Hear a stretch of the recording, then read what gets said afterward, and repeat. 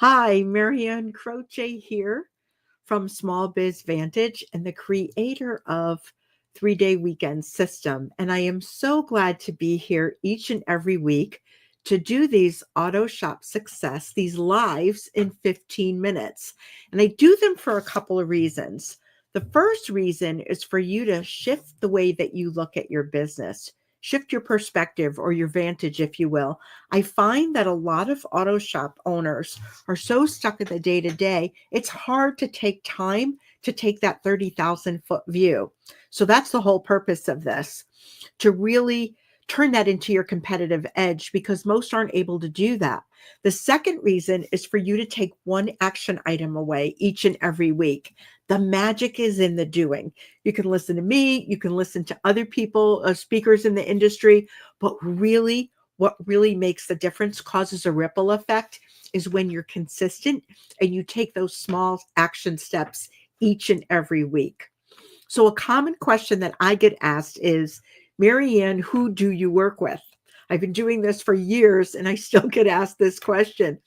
And I work primarily with single location auto shop owners.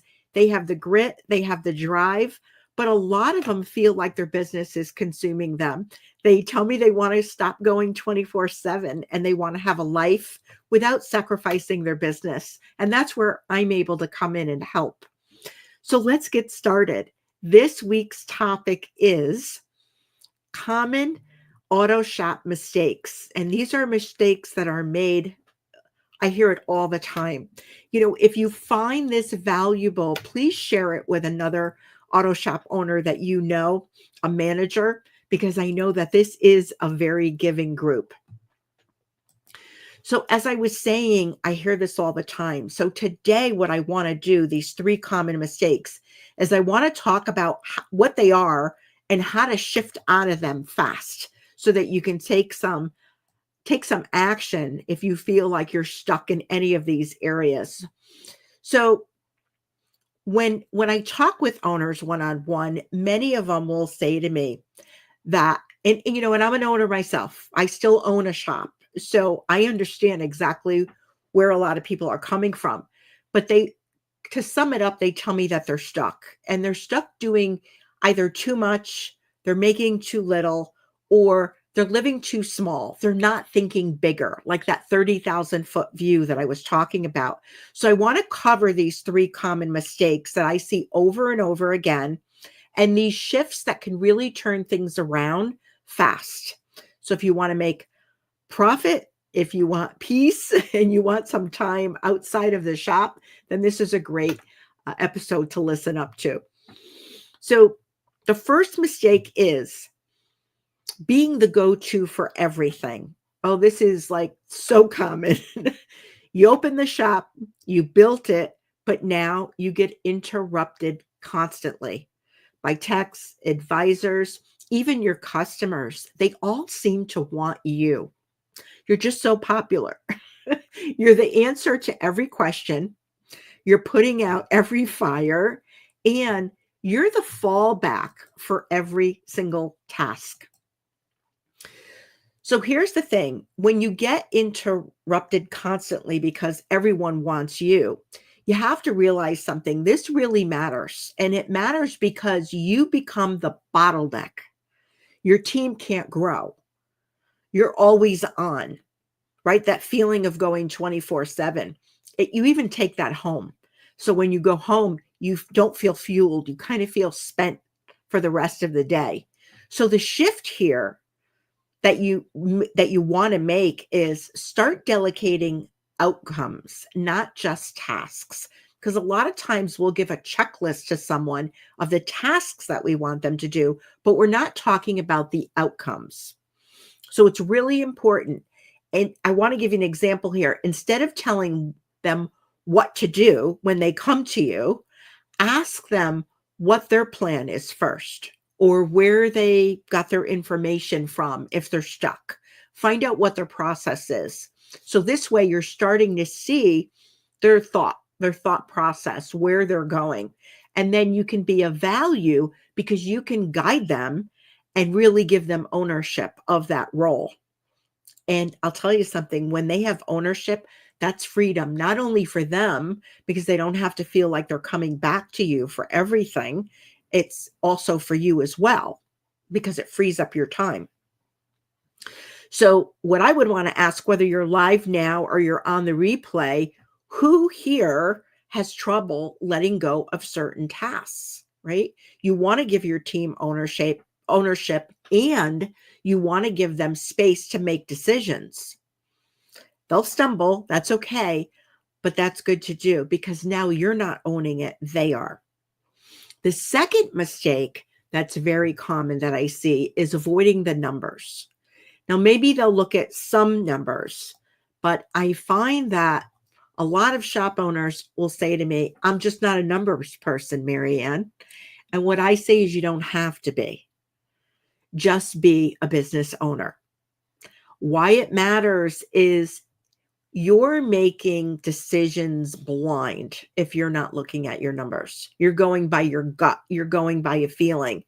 But the thing is you're working hard, but you're still stuck. So the shift here is start with a really simple snapshot. Don't try to make things bigger or, harder than they are. Just think about a few different things, like what is your break-even number? What's your labor margin? Your parts margin? Think about your net profit. Just keep it simple at first and say, what do I know? Start with a very simple snapshot. Don't overcomplicate it, and track weekly like a scoreboard. So when you start becoming more aware of your numbers and you start learning what's important, and oh, wow, if this number shift from last week to this week or last month to last month, now I see the difference that it created. What that awareness does when you see those different results, that awareness creates confidence. So, you know what?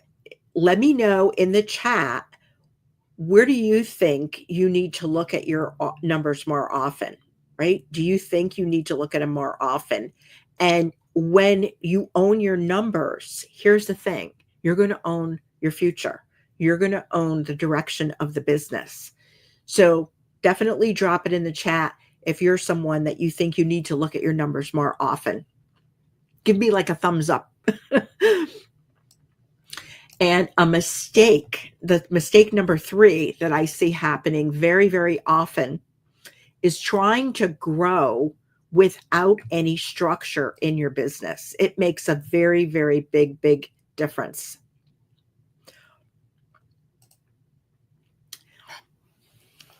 Thanks for being here, Nick. I really do appreciate it. And I get it, right? Knowing the numbers is key. So thanks for that, Nick. So the third one, again, is trying to grow without any structure. So growing without systems, all that does is it just up-levels your stress. So here you are trying to grow, and all it's doing is increasing that stress. Why this matters, your shop can't run without you, and it won't be worth much when you go to sell it, if you go to try to sell it, if you ever want to do that. It really isn't. Now, having someone manage it can also be a challenge as well. So the idea of having your shop run without you doesn't mean that you necessarily want to be or have to be a hands-off owner. That's not what I'm saying. There are some people out there that may be a dream. Other people are like, I want to be involved with my shop. That's fine. What I'm saying is at times we're all pulled away, and it can be because we want to go on a vacation, or we want to be in a position that we can help another family member out, or someone may need us, or it can be an emergency situation. It could be a health situation, and we're going to be out of the shop for a while and we don't have a choice. So that's the idea behind this, is getting to your shop to run without you is key. So when you think of the shift here, document what works. What I'm talking about is create systems, simple checklists, be clear on the expectations. Don't wait until you are drowning to get organized. Start early. And you probably have things working, even though you may be frustrated. You probably have things that are working. So start there. Start with what works and document that. Structure brings peace. Structure brings a sense of control, a sense of calm. So, what's one area in your shop that you feel needs more structure? So, think about that. Put that in the chat. One area. It could be there's 5 areas of every business. So, it could be your sales, it could be your marketing, it could be your operations, it could be your people, or it could be the financials in your business. Those are the 5 areas of any business. So when you think about it, what area in your shop is that one that needs more structure? Then the idea is build that discipline to follow up with that. Build that discipline, because that's where your freedom and your success really live, is in that discipline to keep following that structure, create it and follow it on a regular basis. So each week I will give a take action this week. I'll challenge you. So this week it's you don't need a full business overhaul. A lot of people think they do. You don't. I said earlier, everything is a ripple effect in your business. So just pick one of these and shift this week. So the 3 things that we talked about, the 3 things that I brought up: delegate an outcome. Maybe that's the one that you want to choose. Review a key number, or document a simple system. Pick one of those 3, because here's the thing: progress beats perfection every single time. So that's what I want for you, is moving forward and making progress. That's what's key. And lastly, I want to leave you with a pro thinking tip. Each week I do that as well. And this week, ask yourself this question: if you were to step away for 7 days, would the shop run well without me? It kind of gives you food for thought. If not, then this is your sign, right? If the answer is no, don't panic. Just commit to shifting one of these traps that we discussed this week. Now, if the answer is yes, you can leave for a week, you can leave for 7 days, and your shop will run well, that's great. Then up that challenge and ask yourself, what about 2 weeks? What about a month? What if you were out 3 months? Just do that and see when you think you'll fall into that answer that it's no, and you might get a little bit concerned about how things will go. So remember, you don't have to go this alone. And this is why I coach single location auto shop owners that really are ready for more time, more profit, and a business that works for you, not the other way around. So it's so good to have you here, whether you're live or you're on the replay. If you have any comments, definitely put them in the chat, and I will reach out to everyone and reply. Thanks again for being here. And if you find this valuable, again, share it with a shop owner that you know. It's a very giving group. It's a very giving industry. So have an enjoyable week.